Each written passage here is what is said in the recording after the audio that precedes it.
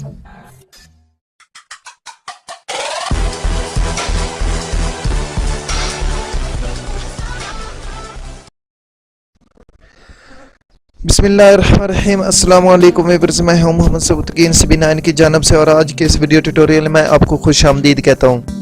आज जो मैं आपके लिए वीडियो लाया हूं इसके अंदर मैं आपको बताऊंगा कि हम IDM का जो सॉफ्टवेयर है जिसके ज़रिए हम मूवीज़, सॉन्ग्स और फाइल्स वगैरह डाउनलोड करते हैं उसको कैसे क्रैक कर सकते हैं।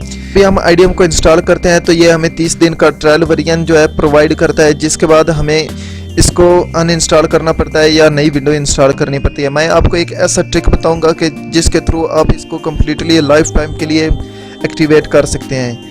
तो इससे पहले हम वीडियो की जानब बढ़े, आप मेरे चैनल को सब्सक्राइब कर रहे हैं और इसके साथ जो बेल आइकन है उसको भी प्रेस करें। सबसे पहले तो मैं IDM को ओपन करके आपको बताता हूँ कि मेरे पास जो IDM इंस्टॉल है वो एक्टिवेटेड नहीं है। उसके लिए मैंने ट्रायल वर्जन इंस्टॉल किया। रजिस्ट्रेशन पर आकर अगर मैं क्लिक करता हूँ तो ये आगे मुझे एक ऑप्शन सा शो कराता है कि आप इसको पहले एक्टिवेट करें।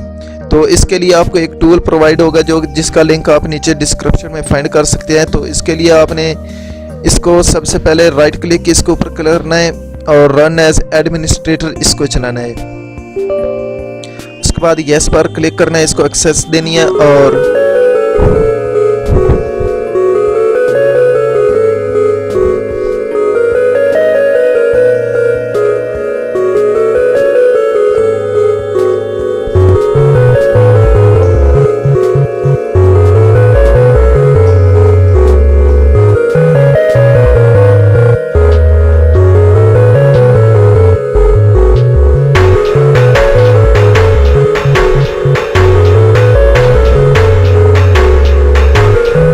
अभी आपके सामने मैंने इसको क्रैक किया। अब मैं दोबारा IDM को ओपन करता हूँ, देखते हैं कि ये क्रैक हुआ भी है कि नहीं, एक्टिवेट हुआ भी है कि नहीं।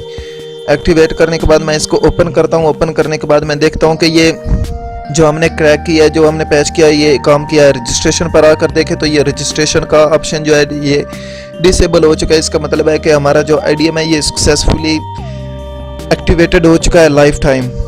तो होप्स हो के आपको पता चल गया होगा कि हम कोई भी जो IDM का वर्जन है उसको कैसे एक्टिवेट कर सकते हैं। अगर आपको ये मेरी वीडियो पसंद आई है इसे लाइक करें, अगर नहीं आई तो इसे डिसलाइक करें और अगर आपके पास कोई सजेशन है तो उसे आप कमेंट बॉक्स में टाइप कर सकते हैं। तो मज़ीद इस तरह की अच्छी वीडियो देखने के लिए मेरे चैनल सब्सक्राइब कर लें। मिलते हैं इंशाल्लाह अगली वीडियो में। अल्लाह हाफिज़।